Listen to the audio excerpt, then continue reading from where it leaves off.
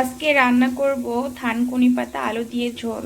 তো তার জন্য আমি এই যে ছোট ছোট মাছ ভেজে নিচ্ছি। আজকে এই গুঁড়া মাছ দিয়েই থানকুনি পাতার আলুর ঝোলটা রান্না করব। তার জন্য প্রথমে মাছগুলো ভালো করে ভেজে নিচ্ছি।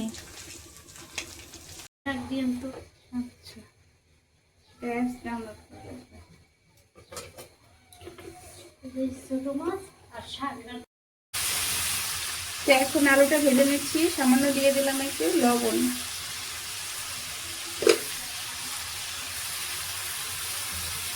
এবার দিয়ে দিচ্ছি একটু হলুদের গুঁড়ো। আজকে এই তরকারিতে গুঁড়ো মশলা ব্যবহার করব না, তার জন্য শুধু হলুদের গুঁড়োটাই দিলাম। এবার আলুটা একটু ভালো করে ভেজে নিচ্ছি।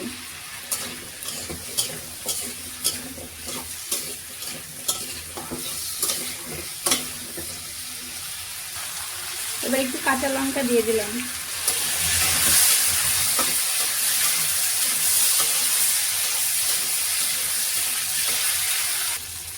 আলুটা কষানো কমপ্লিট। এবারে দিয়ে দিচ্ছি পরিমাণ মতো ঝোল।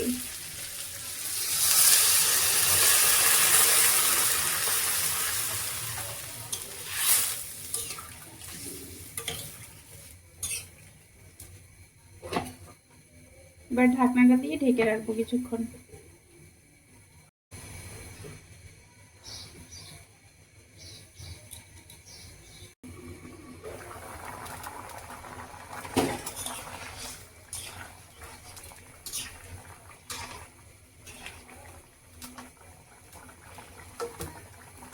আলুটা প্রায় প্রায় সিদ্ধ হয়ে আসছে।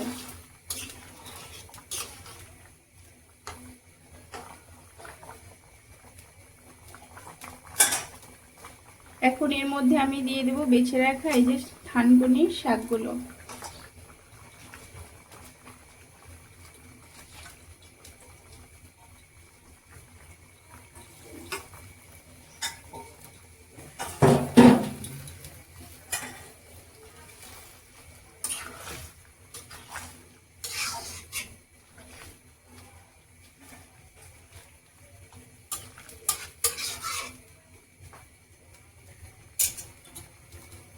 ঢেকে দিচ্ছি এবার কিছুক্ষণ।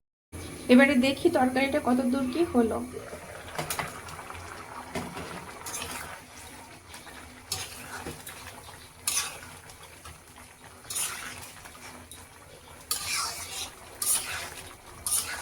শাকটা সেদ্ধ হয়ে গিয়েছে আর এদিকে আলুটাও সিদ্ধ হয়ে গিয়েছে।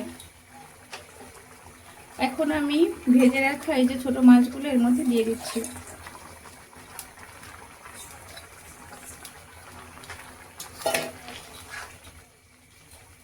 এভাবে কিন্তু থানকুনি পাতা দিয়ে ঝোল রান্না করলে খেতে দারুণ হয়।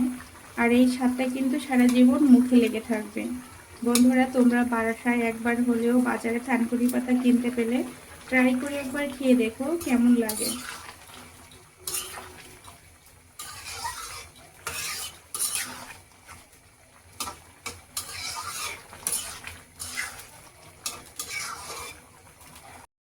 ফোড়ন করে নিচ্ছি।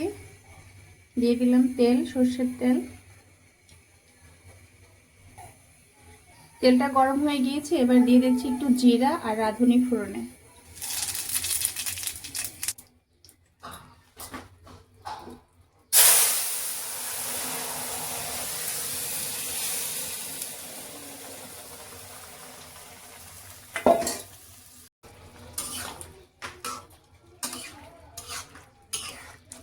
তরকারিটা কিন্তু রান্না করা কমপ্লিট। এতে আমি আর বিশেষ কোনো মশলা ব্যবহার করলাম না। একেবারে সাদামাটা একটা রান্না। একটু আলুটা ভেঙে দিচ্ছি, কয়েকটা আলু।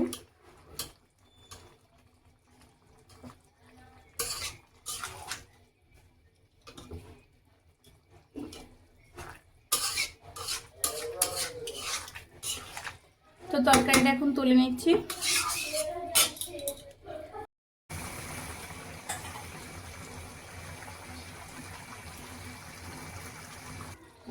তরকারিটা তুলে নিচ্ছি।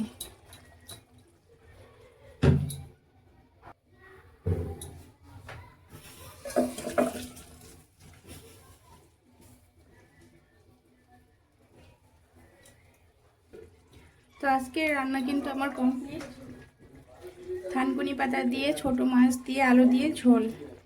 তো বন্ধুরা তোমরা বাসায় কিন্তু একবার এভাবে হলে ট্রাই করে খেয়ে দেখো কেমন লাগে। রান্না করব কলাই শাক ভাজি, তার জন্য তেল দিয়ে দিয়েছি কড়াইতে। এবারে কিছু শুকনো লঙ্কা ভেজে নিচ্ছি।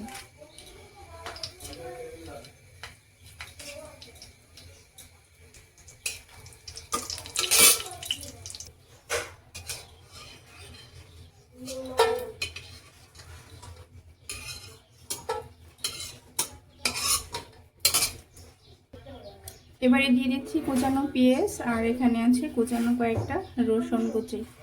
রসুন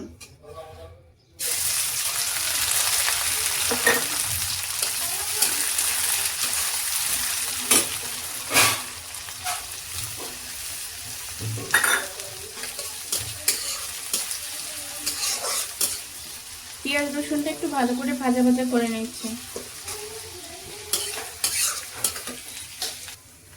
এবারে দিয়ে দিচ্ছি নারকেল কোড়া আর কাঁচা লঙ্কা।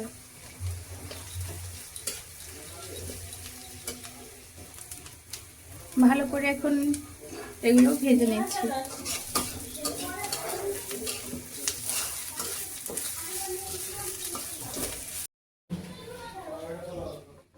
এবারে দিয়ে দিচ্ছি একটু হলুদের গুঁড়ো সামান্য,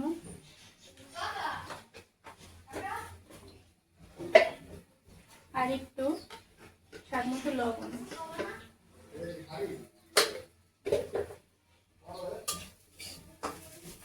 এবারে আর একটু সময় ভেজে নিচ্ছি।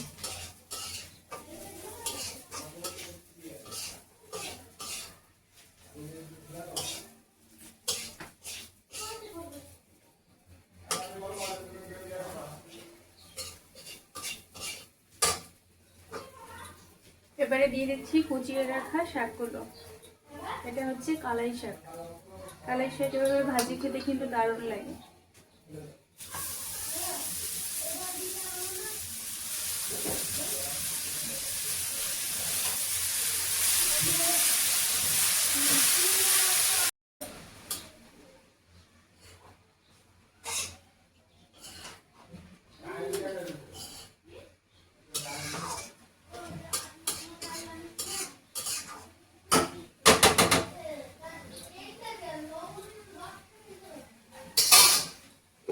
ঢাকনা দিয়ে কিছুক্ষণ ঢেকে রাখবো। শাকটা হতে হতে আমি আমার মশলাগুলো ধুয়ে নিচ্ছি।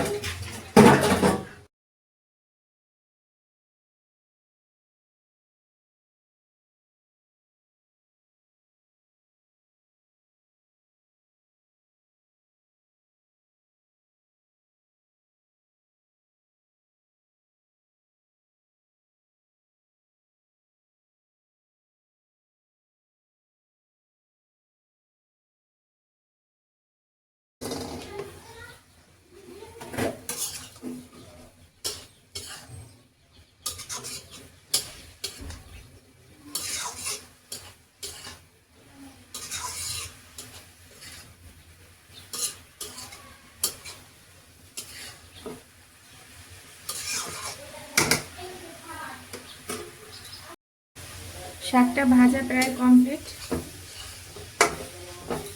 এবারে আমি ভেজে রাখা এই যে শুকনো মরিচগুলো একটু ভেঙে দিচ্ছি।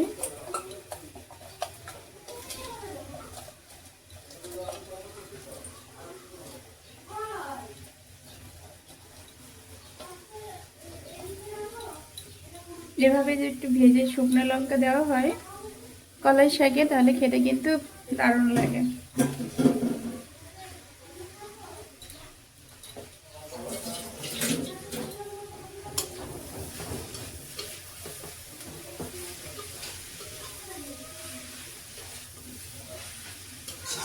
আর একটু নাড়াচাড়া করে তুলে নিব শাকটা।